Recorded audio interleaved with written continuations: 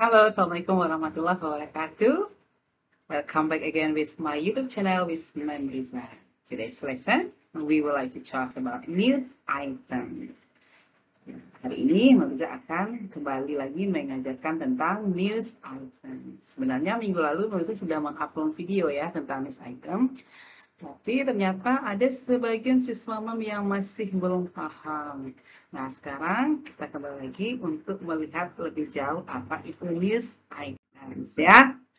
Oke, sebenarnya di dalam pelajaran bahasa Inggris kelas 12, pelajaran yang bahasa Inggris yang wajib ya, yang KD 34, KD 44 itu adalah tentang teksnya news items.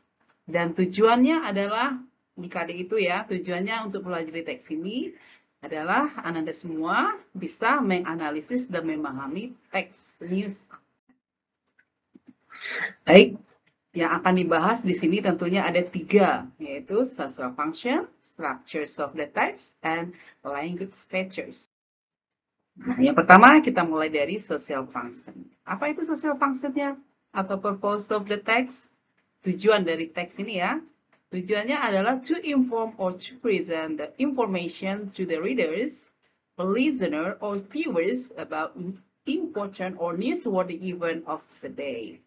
Jadi intinya tujuan dari teks news item ini adalah untuk menginformasikan ya atau menghadirkan sebuah informasi kepada pembaca atau bisa juga pendengar atau para pemirsa itu tentang pentingnya berita ini setiap hari ya, berita harian. Nah, boleh bisa dikatakan ini berita harian.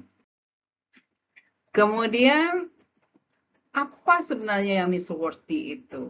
Kan tadi ada newsworthy event ya. Newsworthy itu adalah berita yang layak atau patut untuk diberitakan. Nah, itu dia yang dikatakan dengan newsworthy. Nah, yang kedua adalah structure of the text. Atau bisa juga bahasa lainnya adalah generic structure. Di sini, dalam structure of the text ini yang dibahas itu adalah susunan ya, kerangka teks dari news item itu sendiri. Apa saja kerangka itu? Nah, yang pertama adalah newsworthy event. Jadi generic structure-nya yang pertama adalah newsworthy event. Kemudian yang kedua adalah background event. Dan yang ketiga adalah source. Lalu, newsworthy event itu apa-apa aja yang dibahas di dalamnya? Atau apa yang dikatakan newsworthy event? Nah, di mana ketemunya newsworthy event itu? Ketemunya di paragraf pertama biasanya ya, karena itu merupakan suatu topik ya, berita utama. Atau bisa dikatakan headline news ya, itulah yang dikatakan newsworthy. Jadi newsworthy itu bisa juga artinya layak, patut, atau pantas ya diberitakan, atau penting untuk diberitakan.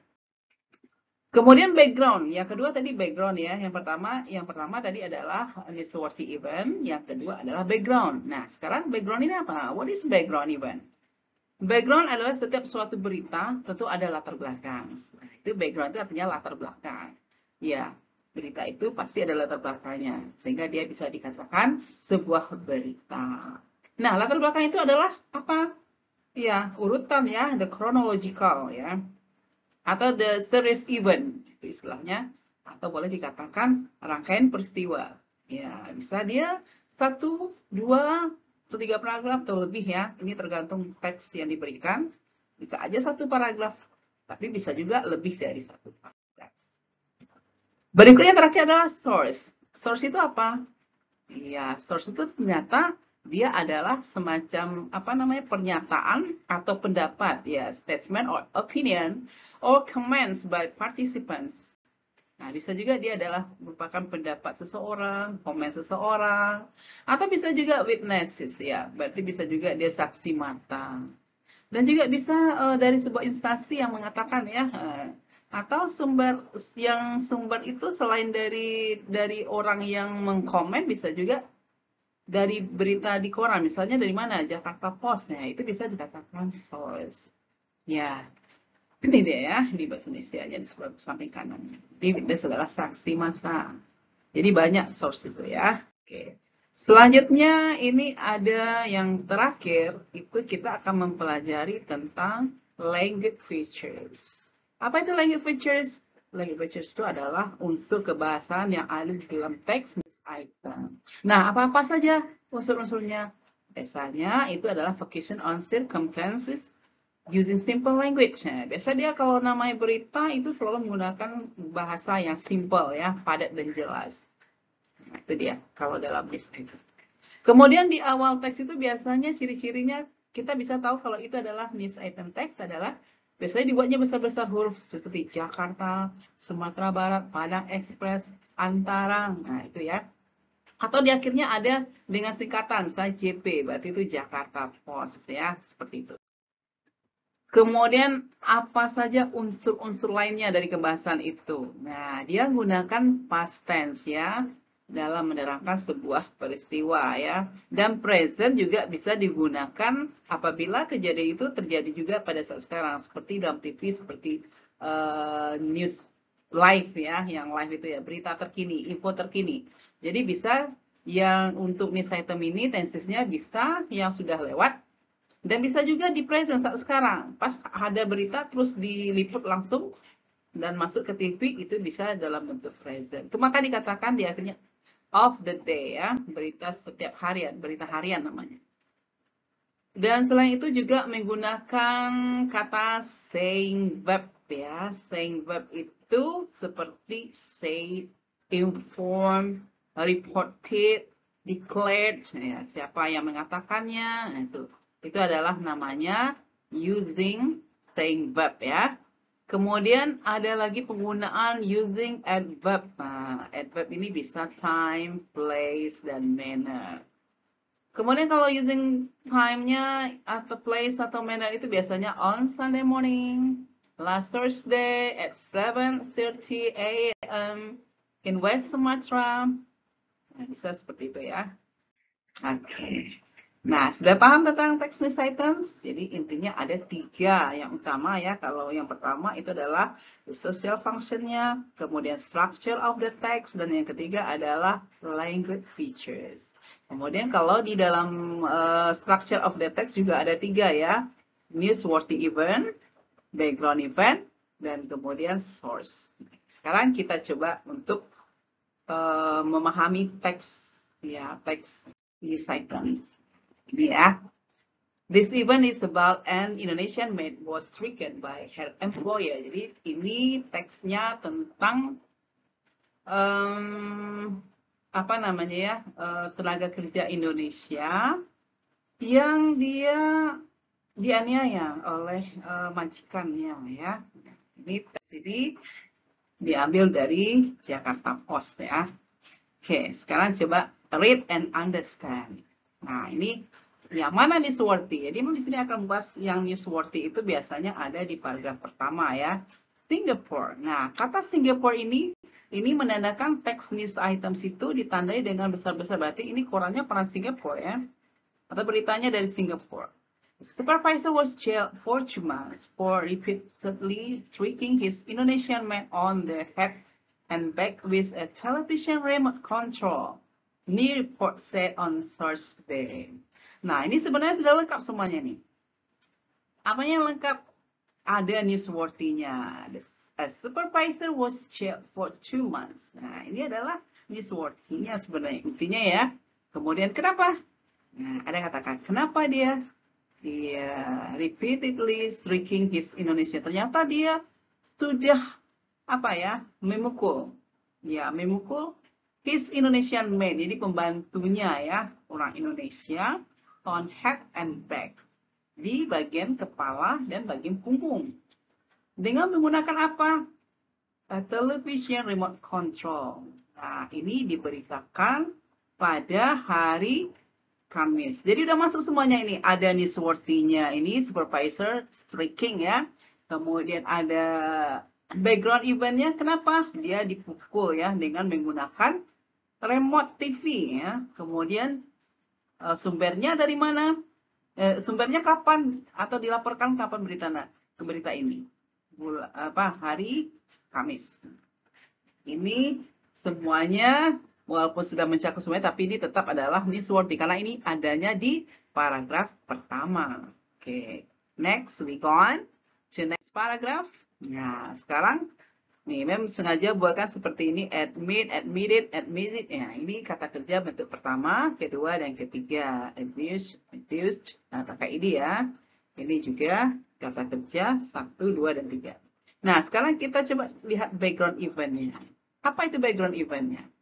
Nah, Muhammad Syafiq Wan Abdullah. Nah, ini namanya ya. Muhammad Syafiq Wan Abdullah. Nah, panjang namanya ya. Admitted in Singapore courts. Ya, ini ada gambar Singapore courts ya.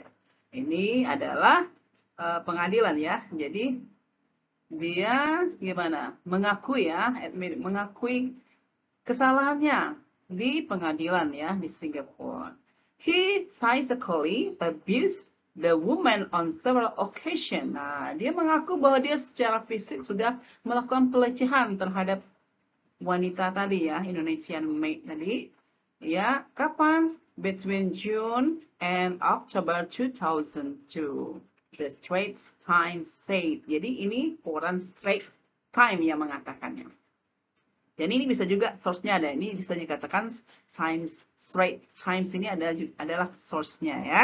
Jadi kadang-kadang dalam background event itu juga ada source di dalamnya. Next, masih background event ya. Tadi Mbak sudah bilang bahwa background event itu bisa lebih dari satu ya, satu paragraf. Nah, berikutnya the magistrates court heard that Syafiq-nya. Syafiq itu nama orang yang tadi. 31 begins streaking. Siapa yang di streakingnya? Winarti 22. Ini 22 ini maksudnya Winarti yang berumur 22 tahun. Siapa Winarti? Who is Winarti? Winarti is his maid ya, pembantunya ya, yang berasal dari Indonesia. About a month after she started working for him ya. Jadi artinya Syafiq ini sudah melakukan pemukulan terhadap Winarti yang berumur 22 tahun sekitar 2 bulan setelah dia mulai bekerja dengannya ya, dengan Syafiq ini. Oke, kita lanjut. Nah, sekarang background eventnya. Masih background event ya. Jadi background event ini bisa 1, 2, 3 atau lebih. Berikutnya, paragraf berikutnya, he hit her on the head with the TV set's remote control. Nah, he siapa ini? Who is he? He adalah Syafiq tadi ya. Dia sudah memukul ya. Memukul di bagian kepala. With use what? Dengan apa? Dengan TV set remote control. Dia mukulnya dengan remote TV ya. Because he was unhappy with her work. Jadi di sini dia beri alasan. Jadi dia apa itu ya, membela diri juga ya. Dia mengatakan kenapa dia memukul dengan menggunakan remote itu, karena dia nggak senang, nggak bahagia dengan apa yang sudah dikerjakannya. On one occasion he punched her on the back after accusing her of daydreaming. Nah, tambah lagi dia juga kembali memukulnya ya di bagian punggung. Kenapa? Karena terlihat kalau dia seperti dia lagi ngelamun ya, daydreaming, mengelamun. Jadi seorang majikan tidak senang dengan pembantunya ya, tidak senang dia dengan ini sama dengan ART ya, ART-nya tidak senang dia kalau dilihatnya kerjanya tidak memuaskan. Nah itu akhirnya mungkin si Syafiq ini adalah orangnya emosional, jadi kalau salah-salah aja dia main pukul saja. Nah itu. Kemudian, oke, sekarang sampai kita pada akhir dari paragraf, yaitu source-nya. Nah ini dia last paragraph. As Dylan, Syafiq lawyers. Nah, ini adalah lawyernya si Syafiq. Said his client had become mad when he saw his daughter's face covered as she laid in bed. Jadi di sini dia mengatakan bahwa lawyernya ya mengatakan bahwa kliennya itu menjadi tidak terkontrol ya, mad itu marah yang begitu sangat marah ya, jadi mad. Ketika dia melihat anak perempuannya, wajahnya itu tertutup dengan bantal ya. Kemudian dia juga mengatakan lawyernya itu bahwa kliennya itu dipikirnya bahwa yang ART-nya ini meletakkan bantal itu pikirnya mungkin dia mau menganiaya anak-anaknya tadi ya, sehingga dia berpikir bahwa ART-nya ini mungkin mau mencelakai mungkin ya. Jadi gara-gara itulah si Safik ini merasa marah kepada ART-nya itu. Nah, itu di akhir ceritanya ya. Jadi di sini adalah source. Yang mana source itu? Nah, DPA. Ini dia. Source-nya itu adalah lawyer-nya itu ya. Oke, inilah akhir dari text news items. Nah, sekarang ada pertanyaan yang harus kamu jawab nih ya. The first one is, what is the text about? Ini mudah sekali jawabnya ya. Kemudian yang kedua, what happened to Winarti? Nah, siapa Winarti tadi? And how is Winarti's characters?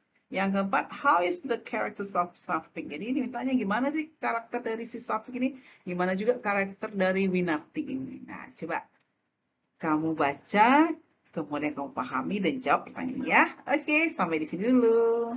See you next time. Bye-bye. Assalamualaikum.